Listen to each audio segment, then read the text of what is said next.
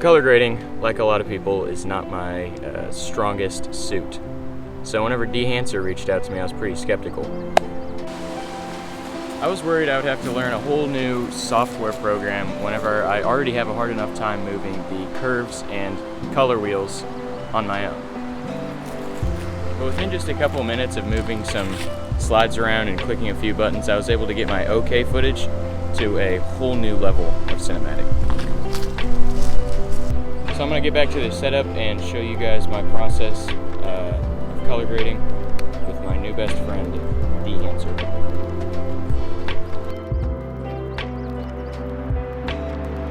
Okay, so I just got back and I threw in 2 clips, as you guys can see, this one and this one. For the first one, I'm wanting to do a more like vintage film look, like you guys saw in the beginning of the video. And for the second clip, I want to do something more like an IMAX camera. Okay, so I know I said I was going to do the 2 clips, but after finishing the video, it came out to be like 20 minutes long, so we're just going to do the 1. And if you guys want to see a color grading in an IMAX style, just comment down below, and I will make a separate video with that tutorial. So, thank you guys, and enjoy the rest of the video. Both of these clips are from my iPhone, which, if you guys don't have a computer like this, Dehancer just came out with a new iOS app that you can get for, I think it's $90 annually. And trust me, it's definitely worth it. I use it on the go for photography, and if I want to see what my videos are going to look like. Sometimes I can't wait to see what they're going to look like, so I just throw them in the app and then put on whatever preset I usually use, and then I'm ready to go. But for this one, I'm wanting to do a vintage film look that YouTube is going crazy for these days. So I'm going to start by going to the Effects tab. I'm going to go to, actually you can just go down to Video Effects, Film Emulation, and then Dehancer Pro.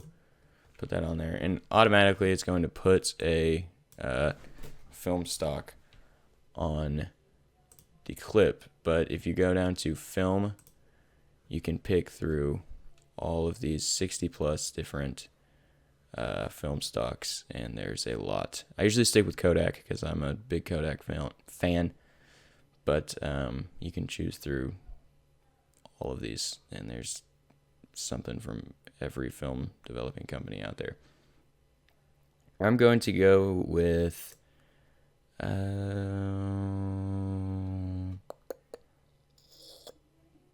it's Kodak Vision. I like that. Gives us some softer stuff to work with. Then I'm going to go down to can tweak some of this a little bit. You always have to enable everything. That's too much. I found that out the hard way. I was like, why is nothing happening? It's because half of the things that I was doing were not enabled. I'm going to boost the color a little bit. Give it more of that retro look. I'm going to do a whole lot in here. Yeah, I don't want to mess with that. Next I'm going to go to color head, and as you can see, the farther, forgot to enable it again. The more that you guys move it around, the more yellow and blue it goes. So it goes to 50 and negative 50, and over here you'll see whichever direction you go, that's what it'll do. So since I'm going for the vintage look, I'm going to do a little bit of yellow, so I'm going to try -2. A little goes a long way. Let's try -10. I think that's good. We can always do more in Lumetri, but I don't want to get this clip super chunky. I'm going to do 2 on this one for the green, and then for the red I'm going to do 3. Yeah, I'm liking that. Then I'm going to go to film grain, and over here I'm going to go to custom. I usually use 35 millimeter, but now that I'm tweaking this more, I like the grain to look a certain way, and sometimes 35 millimeter preset doesn't give me what I want, so you can do it yourself, which is a big plus on Dehancer's end, because you get to literally control and make each setting your own. For the size, I mean, I don't think I'm not seeing anything wrong with the size of the grain. Yeah, that's too much. I'm gonna keep it at that. Maybe put this down to like 8. Yeah. And then for the resolution, I'm gonna go for, I like to turn the resolution down because it makes it look more old, not like it's a 1080 clip. I don't really hit anything else on here. Positive. I don't know. For the IMAX one, I will do digital, but for this, I'm going to do analog. So I think that's looking good. Now for my favorite part, and this is where you really start getting the old film look. I'm going to go to halation, which is right under film grain, and go to custom. This is how you really tweak it. I wrote down all of the settings that I liked. So for source limiter, you're going to put it to 0. For background gain, you're going to put it to 75. Smoothness, you're going to do 0. Enable it. Remember to do that. Wait a minute. For local diffusion, you're going to do 50. Global, you're going to do 35. Amplify, you're going to go to 100. Hue, 65. Blue comp, I'm going to go to 0. And then impact, 80. So that's already looking pretty good. So you can start seeing the halation down here and stuff like that. Next, I'm going to go to bloom. I like that. I think that looks... Yeah. I'm going to go to custom now.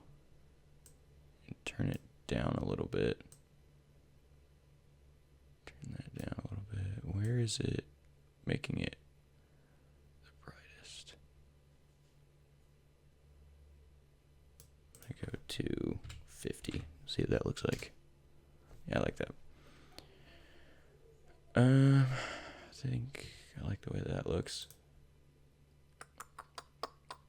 Film damage. I don't know how much of this I want to do.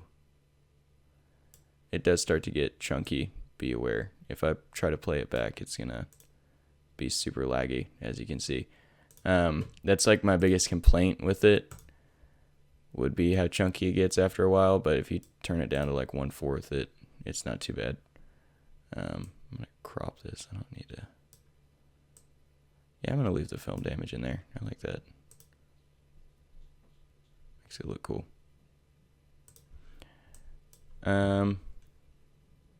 Then going to go to vignette. Enable that. Yeah, I like that. Okay. I'm not going to put an overscan on it. I'll show you what happens if you do. I don't really like it. I think it's too much. It's like that. I'm not going for that. Sometimes I'll do the 4/3 aspect ratio, but I kind of like the full screen. It looks cool. I can't really think of anything else that I would really want to tweak in here. Maybe in the film developer.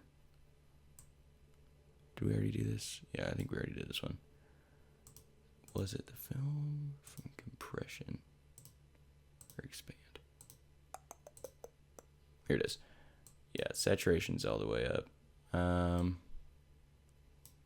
Tweak some of this stuff. I'm fine with the image. I think I'm ready to move on to Lumetri, but I am really liking this already.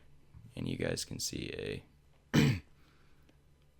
before and after. I mean, that's a drastic difference. So I'm going to go to Lumetri color, and I'm going to... Really, I only tweak stuff in the basic correction.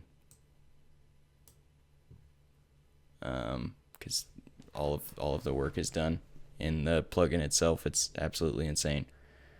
Saturation, do a little bit more. Exposure, leave that alone. Contrast, yeah, like that. I'm really liking how this looks. Highlights, do that.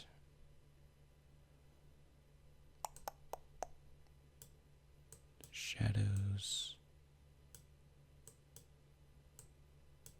leave that about in the middle. I mean, I'm liking how this is looking. I'm liking this a lot.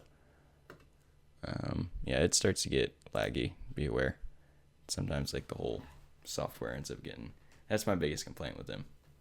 Like I said, is how demanding the plugin can get. But I feel like that's anything. I mean, the more effects that you add onto something, the more chunky it's going to get. So here we go. I like this. I like this a lot. Yeah, I like that. Maybe a little less halation. It's like a lot. I'll just turn the amplified down a little bit. See how that looks. Yeah, I think that's good.